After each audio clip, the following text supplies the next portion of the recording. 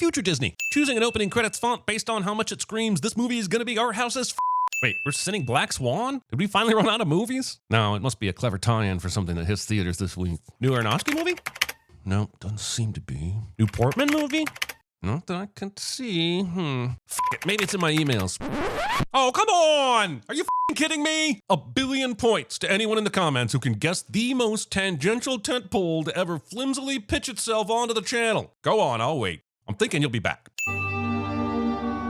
Ballet. These are not wings, which is the first offense in a litany of human washing in this movie at the expense of the many working swans in Hollywood. A crime endemic to the system that no one in 2010 was brave enough to object to. God damn it, I forgot that this movie is grainier than the winning bowl of muesli at the World Conglomerate of Grainy Things Showdown, sponsored by Shredded Wheat and hosted in the town of grainiest Foxville, some desert in Utah. This pillow is white with oh so subtle black detailing, and nothing in this movie shall go unmetaphored. Making me suffer the auditory consequences of a dancer's feet. Discount Yellow Pages logo. I was dancing the White Swan. There's the prologue, when Rothbard casts his spell. Movie feels the need to over-explain itself to all you uncultured folks out there who missed what the Demon Birdman stuff was about in the prologue. I, however, totally know ballet things and therefore did not require this dialogue. Making breakfast the saddest meal of the day. Look how pink, so pretty. I know we're going for a feminine innocence vibe here, but I can think of at least a dozen breakfast options that are pinker than this clearly orangish grapefruit, like Lucky Charms, and 11 other things that I don't feel like sharing right now. He promised to feature me more this season. Well, he certainly should. You've been there long enough. Assuming that longevity equates to talent. Case in point, CinemaSins has been at this for over a decade. Rumor has it Blumhouse is making a documentary thriller about the 1,000 swans that were killed and plucked to make this scarf. Several years after its release, it will come out that only 12 swans were used, and they all died of natural causes. But, you know, Blumhouse gonna Blumhouse. Nina sees a dark-dressed version of herself on the train, but doesn't think any more of it, because her level of paranoia is directly correlated to the amount of minutes elapsed in the movie. Did you see Beth today? I can't believe she's back. What, she can't take a hint? Company's broke. Pick a little, talk a little, pick a little, talk a little, deep, deep, deep. Sin a lot, exposit more. No one comes to see her anymore. Nobody actually comes to ballet, full stop. This stripped down, visceral, and real take on Swan Lake never jumps at the opportunity to say that no one goes to the ballet because it's always portrayed as rich people's shit and most people ain't rich. He just needs to try something new, that's all. Armchair quarter gossiping a ballet production.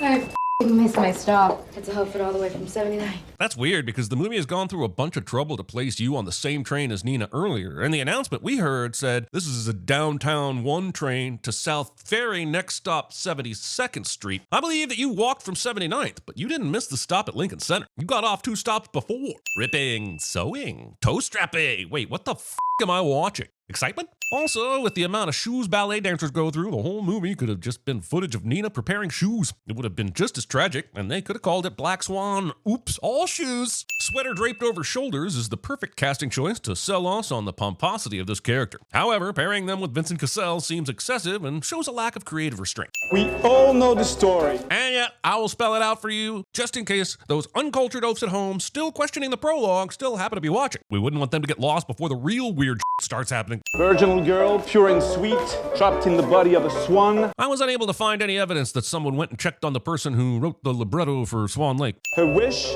is nearly granted in the form of a prince. The utter Disneyfication of things since 1875. Done to death, I know, but not like this. The utter delusioning of Hollywood things since 1875. We strip it down, make it visceral and real. Dialogue tells the audience the intention behind the movie because it is very proud of itself. And the girls I didn't tap, meet me in the principal's studio at 5. This very much sounds like he's gonna tap them then. But sure, everyone is gonna think I'm the weird one instead of blaming the movie that's up to its beak in sexualized metaphor and innuendo.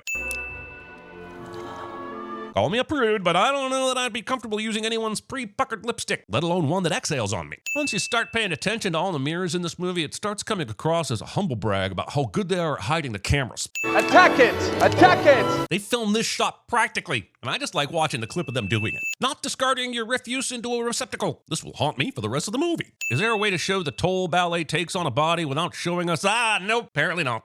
Everything will be better in the morning.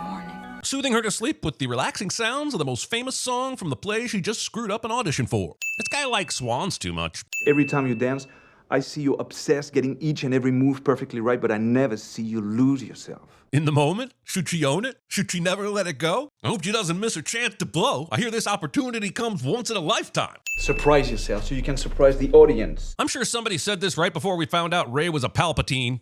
You bit me? Being surprised by this after doing this.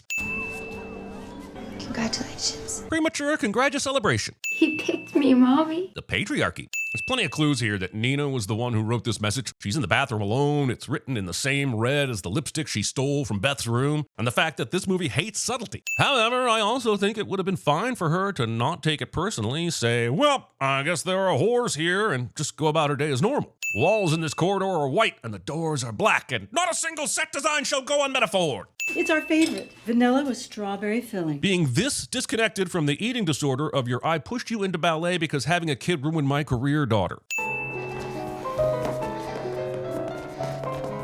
Guys, this movie has a lot of ballet in it. Casting Winona Ryder, but then only giving her a few minutes of screen time, all of which consist of her channeling 3 of the least congenial 7 dwarfs. Oh, God, don't do it!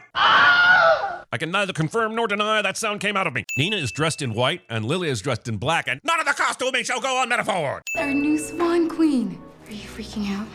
Oh, I'd be losing my mind. She said, winking to the camera. And you enjoy making love? We need to be able to talk about this. The French. Go home and touch yourself. Funny story. I didn't curse as a kid, and I had the misguided notion that this phrasing was an acceptable substitute for go f yourself. Well, I can report that it was effective at de-escalating the fight, as well as making sure no one in that class ever talked to me again. No one will see it.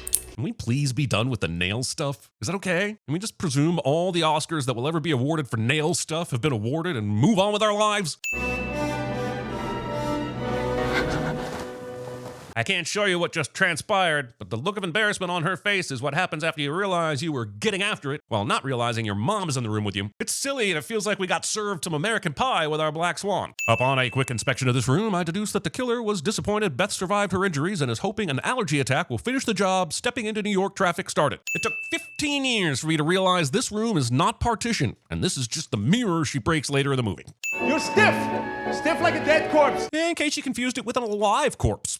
Your diaphragm is in a bit of a contraction. I'm willing to believe there's a situation where this could be problematic, but this sounds like a description of the diaphragm working, which makes it even stranger to find out that this isn't just an actor. This is the actual physical therapist that was on set to therapy all the physicals, and this was just an actual appointment they filmed. Come on, Natalie, get more believable injuries. Also, this movie highlights the injuries ballet dancers go through for the sake of art, instead of showing us that equally cool and less punishing alternatives exist, like street dancing. Hey, Black Swan, be more like Step Up All In. Honestly, would you f that girl? No. No one would. Thomas seems to have never met men. Come. It's not Beetlejuice. It doesn't just happen if you say it 3 times. That was me seducing you. The explanation I gave to my college girlfriend for why I was giving such a detailed summary of The Empire Strikes Back somehow makes it into the script. Come on, Nina, he's a prick. He's brilliant. Not realizing those 2 things are under no obligation to be mutually exclusive. This toilet seat is black, but the toilet itself is white, and the tiles are black, but the border is white, and the flooring is black and white, and no bathroom renovation shall go unmetaphored. Character in distress takes a bubble bathless bath like an absolute heathen, and then spends some time submerged in a puddle of their own ennui cliche. Again. Trying to Kubrick your way into a memorable production. It's like this movie has set up an NCAA bracket to find out what is the most f***ed up thing in New York City. This round seems to be men versus the MTA. The paper is white, but the notes are black, and no singular piece of stationery shall go unmetaphored. Cheeseburger, extra bloody. Citizens, do not get your cheeseburgers bloody, unless the burger in question is an uncut steak between 2 buns. Burgers are usually made with ground beef and should be fully cooked to kill off anything they came into contact with through the meat grinding process. This has been your CinemaSins Food Safety PSA. Your regular nitpicking nonsense shall continue shortly. This is cheery. Discount Sebastian. Holy sh**! Ah, ballerinas. No wonder you two look alike. This guy doesn't know what a ballerina is. I've never been to the ballet. Oh, really? Oh, well, then you are definitely not gay. This ballerina doesn't know what the ballet is. Whatever these unattended donut bun things are they complimentary? Are they forgotten? And no bar snack shall go unmetaphored! This close-up, trippy, flashy party nonsense is great at conveying the inner turmoil of youth and transformation, or whatever. But I can't see and had to go through it frame by frame to appreciate some of the unhinged Willy Wonka Windows Media Player visualizations. You've been drinking. Ding, ding, ding, ding, ding. scene does not contain a dance of the signets. Character goes out drinking and wakes up late for life, cliche. Also, when she wakes up, there is never a question about the attempted smothering. Rejected cold open for Darren Aronofsky's Toy Story somehow makes it into the movie. What? Don't look at me. I'm just as disturbed as you are. What's she doing here? He made me your alternate. Do alternates seriously get decided this close to a performance? As we have well established, I know ballet things. I'm just making sure the movie has its swans in a row. Nothing! Nothing. Is any of this real? Is Beth really stabbing herself? Did Nina actually do it? Is there air? You don't know! Sweet girl. Oh, you motherfucker. We're jump scaring now? Is that what we're doing? I mean, yes, this is the only scene you showed Fox to make sure you got that green light. Kids. I'm sorry. I know some serious metaphorical shit's happening here, but I can't help but be reminded of The Arrival. No, not the Amy Adams Arrival, but 1996's starring Charlie Sheen, The Arrival. These aliens have invaded Earth, body snatcher style, but inexplicably bend their knees backwards when they want to jump or run. So now I might be one of the few people on the internet to compare Black Swan to The Arrival, and that is something I can live with. He's wearing a white shirt and a black tie, and nothing French shall go unmetaphor! With everything I've heard about the damage this kind of dancing can do to your feet, I have to wonder, would Tarantino consider this a snuff film? As if the backwards knees and the literally Black Swan feathers pushing out of the shoulder blade wasn't enough, she now has webbed feet? Somebody clearly watched The Substance and wants us to know it. This Bruce Almighty moon is far too low in the sky for February and should not be indoors. Hey. This guy in costume just walking by casually looking like one of her delusions is hilarious. F***ed up, yes, but hilarious. You see, she's always been the perfect white swan, but to nail her Black Swan performance, she has to screw up her white swan performance. And the sin is on you for assuming I've been writing silly sins instead of paying attention to the story. Black Swan places in 5. Part of this situation that absolutely must have been a dream is Nina managing to hide this body, remove her makeup, and get into full Black Swan makeup and costume in 5 goddamn minutes. Everyone seems very impressed with how Nina is doing the Black Swan dance, and I will just have to take their word for it as it looks exactly the same to me now as it did in rehearsals. Painful and confusing. Nina is relieved she didn't kill Lily, but realizes that she actually stabbed herself, meaning that she did that entire Black Swan part of the performance with a perforated bowel, and that is less believable than the reverse bending kneecaps. No one whose job is to ballet near Nina for a living notices this very noticeable patch of red on her very white costume. Did they just assume it was a between acts PB&J mishap? Also, wounds that wait for the story's denouement to fully present themselves. What did you do? I felt it. What? Exactly. Perfect. Perfect might be pushing it, but you could make an argument on the grounds of technical execution, continuity, and story cohesion that it was pretty damn close. So I have to say, Nina would be excellent at CinemaSins.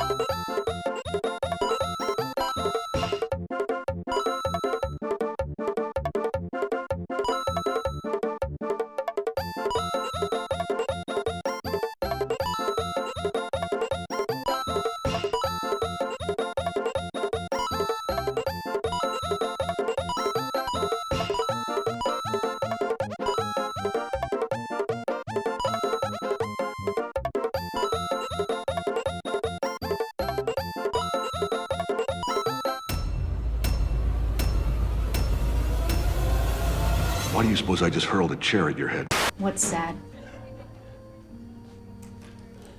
Bambi. We all know the story. If there's no music, they can't dance. If they can't dance, they can't kiss. If they can't kiss, they can't fall in love, and I'm history. Stop looking at me, Swan.